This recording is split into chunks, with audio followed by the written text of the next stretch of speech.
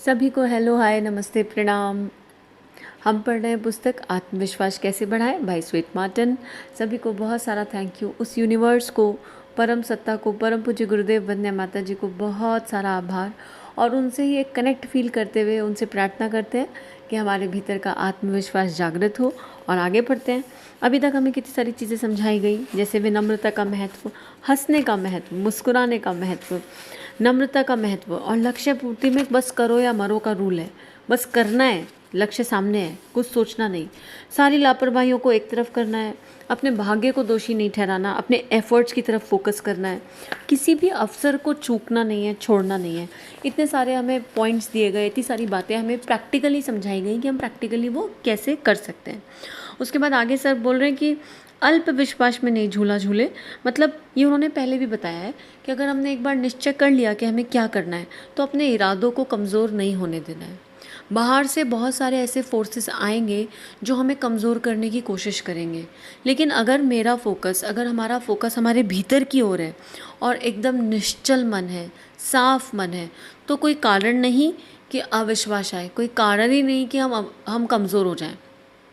कमज़ोर हम तब पड़ते हैं जब हमारा मोटिवेशन फैक्टर बाहर की तरफ होता है। हम लोगों से कुछ ढूंढ रहे होते हैं, लोगों से कुछ चाह रहे होते हैं, किसी से भी लोगों मतलब बहुत बड़ी दुनिया है, कहीं भी कुछ चाह रहे होते हैं, तब हमारी गाड़ी गड़बड़ाती है। लेकिन अगर हमें विश्वास होता है अपने भीतर की शक्ति पे, अपने भीतर के सद्गुरु पे, उस पर अटूट विश्वास है, श्रद्धा है, तो कोई कारण ही नहीं कि गड़बड़ होगी, कोई कारण ही नहीं कि मन से शांति भंग हो जाएगी, डिस्ट्रैक्शन होगा, मतलब ही नहीं डिस्ट्रैक्शन का। आप चलते चलेंगे। तो अपने आप से वादा कीजिए, एक प्रण कीजिए। और बार बार हमें ये याद दिलाया जा रहा है कि हमें प्रतिज्ञा करनी है कि हम केवल भीतर की ओर देखेंगे। हम आत्मबोध और तत्वबोध की साधना यहाँ पे बहुत इंपॉर्टेंट है। गुरुदेव ने बहुत सुंदर इसके बारे में बताया, थोड़ा सा एक्सप्लेन करते हैं। आत्मबोध की साधना और तत्वबोध की साधना में सुबह उठते के साथ ही उस परमात्मा का स्मरण कीजिए, अपने इष्ट का स्मरण कीजिए और भाव कीजिए और सोचिए कि आज के दिन में क्या क्या प्रायोरिटीज़ हैं आपकी। और अपने आप से मन पक्का कीजिए, संकल्प कीजिए कि उन प्रायोरिटीज़ को पूरा करना ही करना है। कोई कारण ना हो कि वो प्रायोरिटीज़ पूरी ना हो। और जो भी प्रायोरिटीज़ बनाएंगे वो रियलिस्टिक गोल होने चाहिए और किसी और पे डिपेंडेंट नहीं होने चाहिए। आपकी प्रायोरिटीज़ हैं, आप ही डिपेंडेंट हो, आप ही उनको करने के लिए बने हो। ये ना हो कि डे एंड पे हम ये कह दें कि अगर ये सामने वाला ऐसा कर देता तो हम ऐसा कर लेते, नहीं, फिर इसका मतलब वो आपकी प्रायोरिटी नहीं थी। दूसरा, रात को सोने से पहले एनालाइज कीजिए कि कितना कितना कर पाए और अपने आप को अप्रिशिएट कीजिए। उस यूनिवर्स को थैंक यू बोलिए। और साथ में अगर कुछ नहीं कर पाए तो उसके लिए फिर से दृढ़ संकल्प कीजिए कि आज नहीं हुआ कोई बात नहीं, गिल्ट उतना जो मेरी ताकत बन सके। गिल्ट इतना, अगर गिल्ट बहुत ज़्यादा हो जाता है तो डीमोटिवेशन हो जाता है। तो अपने आप को जगाइए फिर से, नहीं कल कर लेंगे, हर हाल में करेंगे। सोने से पहले अपने आप को ये याद दिलाना है और हर हाल में ये करना ही करना है। फिर अपना कंपैरिजन खुद से, सोने से पहले अपने आप से पूछना है कि क्या मैं कल से बेहतर इंसान आज हूँ। अगर आंसर हाँ आ रहा है तो यात्रा चल रही है, फिर कोई मतलब ही नहीं, कोई कारण ही नहीं कि हम आगे बढ़ नहीं पाएंगे जीवन में। और जब ये सब होगा तो आपको निर्णय लेने की, विवेक हमारा इस कदर जागृत हो जाएगा, प्रज्ञा हमारी इस कदर जागृत हो जाएगी कि निर्णय लेने की शक्ति जागृत हो जाएगी। हम जो डिसीजन मेकिंग्स में इतना टाइम लगाते हैं, इस पे पहले भी डिस्कस किया है, छोटी छोटी चीज़ों में हम 15-15 मिनट लगा देते हैं, क्या बनाऊं क्या खाऊं में ही इतना टाइम लगा देते हैं। वो शक्ति जागृत हो जाएगी क्योंकि विवेक हमारा, प्रज्ञा हमारी जागृत हो जाएगी। किसके आधार पे? अपने भीतर की शक्ति के आधार पे। अभी हम इधर उधर कुछ ना सोच रहे ना कुछ पूछ रहे, वी आर सॉल्टेड एकदम कम्प्लीटली। और हर बाधा हम पार करते हुए निकल जाएंगे और निश्चित विजय आएगी। जीतना ही जीतना है, हारने का कोई स्कोप ही नहीं है। हम अपने भाग्य को स्वयं चमका देंगे। अपने भाग्य का निर्माता हम आप हैं, इसका यही मतलब है क्या कि हम अपने भीतर वाली शक्ति से कनेक्टेड हैं। साधना, उपासना, आराधना का जीवन में एक महत्वपूर्ण स्थान होगा। साधना, अवेयरनेस हर पल के लिए, हर भाव के लिए, हर विचार के लिए, कि कोई भी भाव विचार ऐसा ना आ जाए जो आने योग्य ना हो, कोई भी ऐसा कर्म ना बन जाए जो करने योग्य ना हो।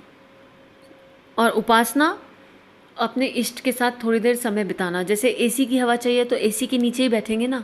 एक रूम में एसी चलाया और दूसरे रूम में बैठ जाए और सोचे हवा आ जाएगी तो कैसे आएगी। तो उपासना यहाँ कर्म कांड की बात नहीं हो रही, पूरा दिल से दिल का कनेक्शन आपके इष्ट के साथ। और जब उपासना और साधना सधती है तो आराधना अपने आप हो जाती है। आराधना सेवा है, और सेवा का मतलब ये नहीं है कि कुछ बहुत बड़ा ही करना है। एक गिलहरी भी तो बन सकते हैं, हनुमान ना बने तो क्या दिक्कत है। लेकिन हमको बड़ा स्तर चाहिए, क्योंकि वो हमारा मिथ्या मैं हो जाता है। मेरे मैं को पोषण चाहिए होता है वहाँ पे। तो हर समय, और साधना रहेगी तो ये चेक लगा रहेगा गुरु कृपा से, उपासना रहेगी तो गुरु कृपा रहेगी। गुरु तत्व का जीवन में एक महत्वपूर्ण स्थान अगर है तो हमेशा, अगर कहीं इधर उधर जा भी रहे होंगे तो पता चल जाएगा। आगे अगले चैप्टर में हमें सर बता रहे हैं सुख दुख क्या है। ये हम कहीं ना कहीं जानते हैं कि सुख और दुख मेरे मन की परिस्थितियाँ हैं। जैसा मन होगा वैसा फील होगा, कहीं बाहर से आई हुई स्थिति नहीं है, मेरे मन की परिस्थिति है। जैसा चश्मा वैसा दिखने लगेगा। तो ना सुख कुछ है ना दुख कुछ है। मन स्थिति बदलती है तो परिस्थिति अपने आप बदल जाती है। जैसी दृष्टि वैसी सृष्टि हो जाती है। तो सुख दुख केवल, और लाइफ में कभी सुखी सुख रहने वाला ऐसा भी संभव नहीं है, और हमेशा दुखी रहेगा ऐसा भी संभव नहीं है। लेकिन मैं सुख में कूदूँ ना और दुख में बहुत दुखी ना हूँ। एक समता वाला जीवन हम जिएं अलग अलग अभ्यास के माध्यम से। अब जब हम प्राणायाम का अभ्यास करते हैं, ध्यान का, साधना का अभ्यास करते हैं, तो वो समता का प्रैक्टिकल टूल है वो। और प्राणायाम भी सांसों के रिदम पे जप को करना प्रैक्टिकल टूल है। उससे सुख दुख में एक बने रह सकते हैं। तो यहाँ सर लिख रहे हैं सुख दुख हमारे अपने हाथों में है।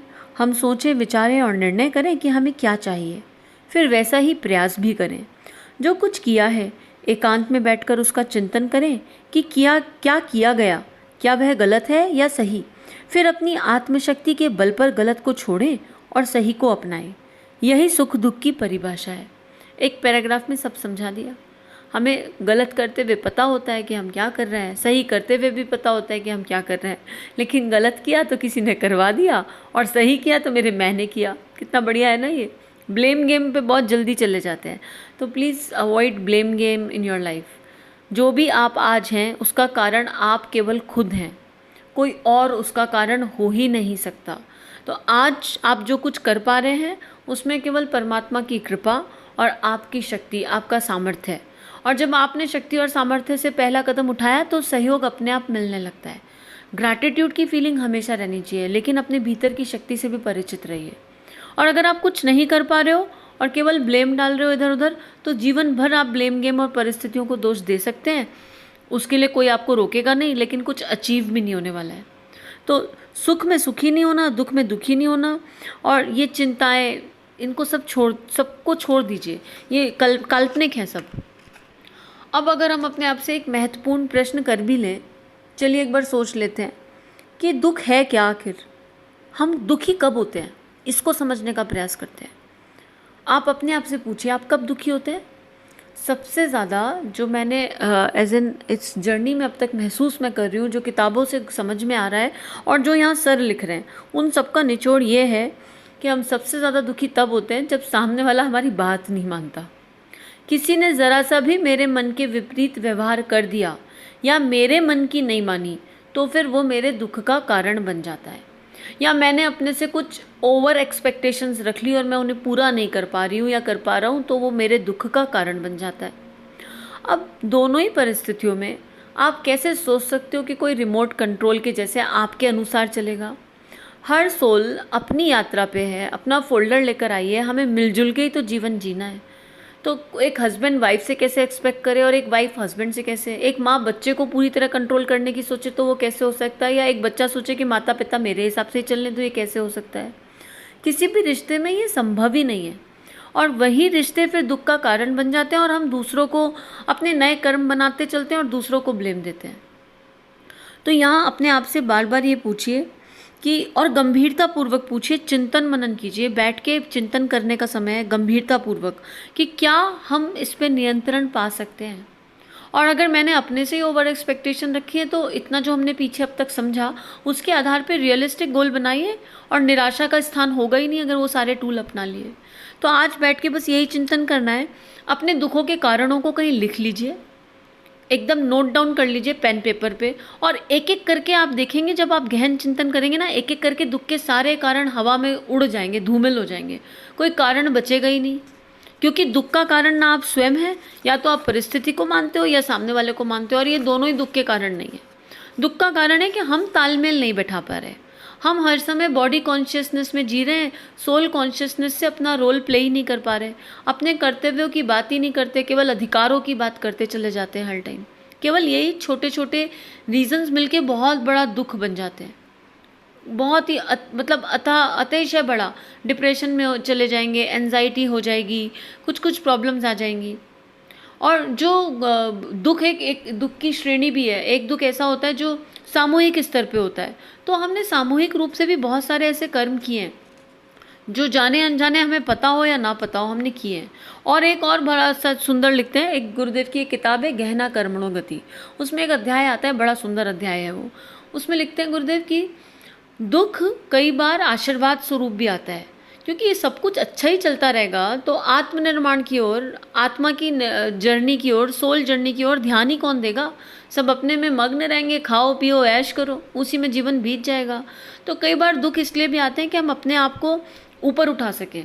सोना तप कर ही तो जो है कोई आभूषण उससे निकलता है, बनता है। तो इसलिए भी दुख कई बार आते हैं। तो हमेशा अपने आप को या किसी को दोषी मानना है ऐसा भी ज़रूरी नहीं है।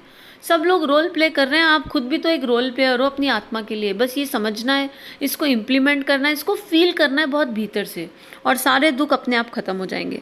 तो आज का स्वाध्याय यही समाप्त करते हैं, ये मानते हुए, ये महसूस करते हुए कि बस अब हमारे सारे दुख जो क्षणभंगुर थे, जिनका कोई एग्जिस्टेंस था ही नहीं, बस मैंने अपने दिमाग में बना लिए थे, वो सब दुख आज के आज खत्म हो गए। आज का पूरा दिन हम यही चिंतन मनन करेंगे और एक एक दुख को टिक टिक करके क्रॉस करके अपनी लाइफ से आउट करने वाले हैं हम। तो सभी को बहुत सारा थैंक यू, सभी को प्रणाम। इस तरह की और वीडियोस देखने के लिए हमारे चैनल को सब्सक्राइब कीजिए। आप सभी का बहुत बहुत धन्यवाद।